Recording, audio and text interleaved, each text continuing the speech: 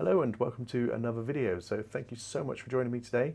You joined me at home, and the reason for that is because I'm about a quarter of a way through editing a documentary that I filmed and I've got to get it out. So the deadline sort of approaches fast, and then before you know it, the YouTube video that I'm supposed to be filming, I haven't had time to get out and film it. So last night I went out, the sunset was, so out my window I can see the sunset. So last night I'm sat here doing the edit, and then I look out the window and I can see the sun's looking quite good. So I popped out with my drone just to quickly get a nice sunset picture, and what came back wasn't the greatest because I did miss the actual sun setting, but there was a really nice bank of cloud that went across the image. So I want to show you how you can rescue those images that you think aren't that great. So don't ever throw images away. If you're shooting in RAW especially, you can do a lot of edits to it to make it look like a decent picture. So that's what I want to show you today. So I'm going to show you a quick edit on a drone photo that I took. So let's jump over to the computer and we will start. Okay, so before we start, full disclosure, I'm not a professional editor at these. I do what I can. I get good results, I think, and yeah, there's probably other ways to do this, but this is my way. So I'm going to show you from start to finish how I edit this photo, and I'm starting with denoise. So I always start with denoise just to clear the image up, and I always go about 60%. Usually seems fine. I normally get good results with that, so that's the first thing I'm going to do. So the second thing, I don't generally do any global adjustments at the start. I normally do that at the end. I always do local adjustments first. So to start with the local adjustments, work from the top down. So create a mask. Then you can select the sky here, or you can go with a linear gradient, which is what I would do. So that's my choice. Linear gradient, drag it down to just before the sunrise here, sunset. And then what I'm going to do is I'm going to bring the exposure down quite a bit. And then the contrast, I'm going to boost up a little bit. And we're just going to start getting a darker sky at the top. And shadows I'm going to bring down because I want these clouds to be a bit more visible. And the whites I'm going to probably just leave like that, maybe a little bit more. Because you've got a lot of white cloud at the bottom. Blacks, bringing that down. Now, temperature wise, I can warm it up a little bit if I want, but I quite like the blues in it, so I'm probably going to bring it down a little bit just to introduce more blue into the sky, even though it was sunset, but we'll bring out some of these oranges in a second. Saturation wise, I'm going to boost it up a tiny bit just to make it a little bit darker. This top half of the image we'll do a vignette round at the end just to make it a little bit more interesting, draw your eye into the frame. So texture, I always bring the texture up on this because there are clouds in it, and clouds have a little bit of texture in them, so we're going to bring the clouds texture and clarity up, and then the dehaze I'm going to bring up again, which is going to darken that down even more. Then you can go quite heavily with the dehaze, but obviously you start ending up with quite a harsh colour gradient with it. It just doesn't look natural, so you don't want to be too heavy with it. That's pretty much what I would do with the sky at the moment, and then what I'll do is I'll do all my other adjustments, and then I'll just play around and tweak things until I'm happy with the final results. So I'll create another mask. We'll have a look at that mask quickly. We'll turn that off. So that's obviously as was, that's turned on, and we'll create another mask. Now this orange that we have through here, we're going to bring that out. So what we're going to do is I'm going to bring a brush. I'm going to bring it up nice and big and just sweep it right across the sky there. So we can bring out some of those oranges in the scene. So what we will do is we'll bring those temperatures, can go up a little bit just to make it a little bit more orange. Now you can do this with the color picker. So if you pick the color that you want, pick the color that it affects, and then you can change, so you can bring it all the way up, make it really orange, red, whatever color you want. But I quite like that it's not too overpowering with the orange, and yeah, I think that's about right.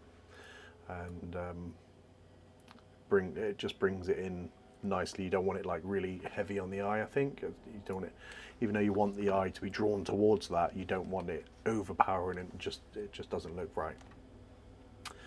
So that's what we're going to do with the orange at the moment, and then the next mask I'm going to create, like I said, it's a really quick edit, and that's going to be for the clouds. So I'm just going to sweep again through this image with the clouds, bring that down a little bit there, back up a little bit there,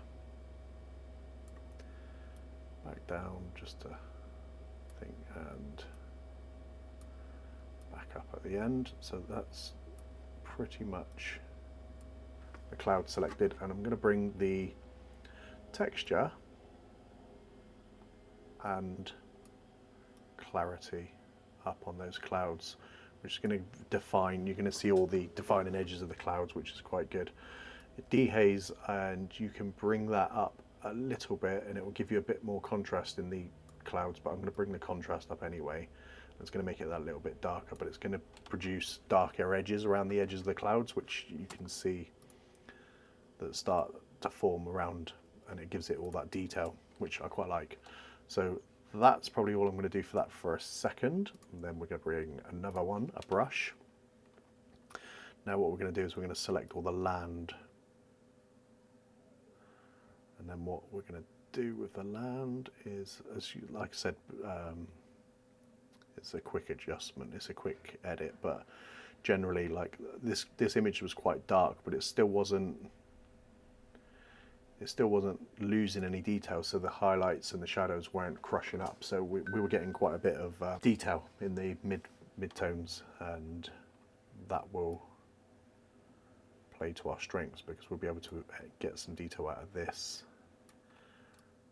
land that is quite dark. So generally when I do this, I don't bring the mask all the way to the edge like I have here by accident. What I do is I tend to leave the edge of the water or the edge of the land, whatever it is I'm masking, just so there's a little bit more shadow. You can create a bit more shadow. So when you bring the exposure up on this, I'm going to bring this exposure to here, and what maybe a little bit brighter. So it looks really unnatural, but once you start playing with the contrast and you bring that contrast in, it's going to start darkening it down. And I'm going to bring the saturation up a little bit, and then texture and clarity. Again, texture, clarity, and then dehaze that just a little bit, and then you can see that that doesn't look so unnatural anymore. But what I want to do is just create another mask here, just around these fields here, just around the edges of these fields, just to bring your eye, not really bothered where, just along there maybe, and these fields here, they're quite, yeah, I think I like that. And then what I'm going to do with those is I'm just going to bring the exposure up on those again, but I'm also going to bring the saturation up, and then play with the colours. So I want that, too dark. So I want that colour, and then I want to bring the exposure up on it just a little bit, just to get that, make it more prominent in the foreground. Now I can do another one with that. We could do a radial gradient, which would work on this as well. So if I bring in that across those fields like this, bring that exposure up a little bit, maybe a little bit more, bring that contrast down, up, sorry, and then temperature, bring that up slightly. It'll just draw your eye in. I don't think it will be too much and too overpowering. It's just going to give you something else to look at as you draw, as your eye goes up through the frame, which I think for a minute, yeah, I think I like that. And then with the water, I'm going to bring that big, colour all that water, and then what we're going to do is just going to add some texture to the water. Just give your eye the leading line, so bring that exposure just a little bit darker. We don't want it too dark. Bring the contrast up a bit again. And then we're going to add texture and clarity to that water, and maybe a little bit of dehaze. It's just maybe a bit too much actually. That's not too bad. And then what that's going to do is just going to give your eye something else to focus on with all the textures in the water, all the ripples.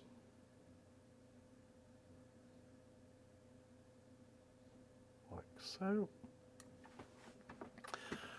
And I think I'm going to bring the exposure on that up a little bit more. Just going to bring it up in just over these houses here.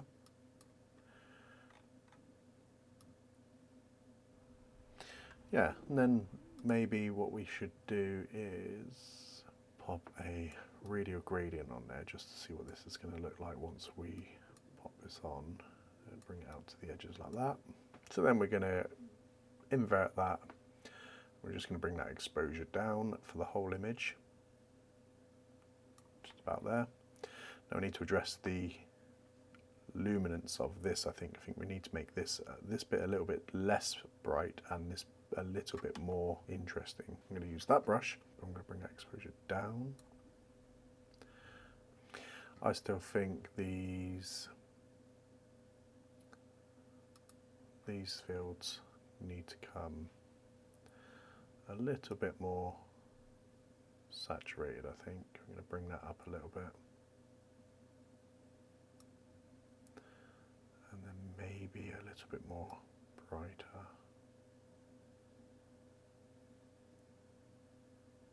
Yeah, I think that's probably better.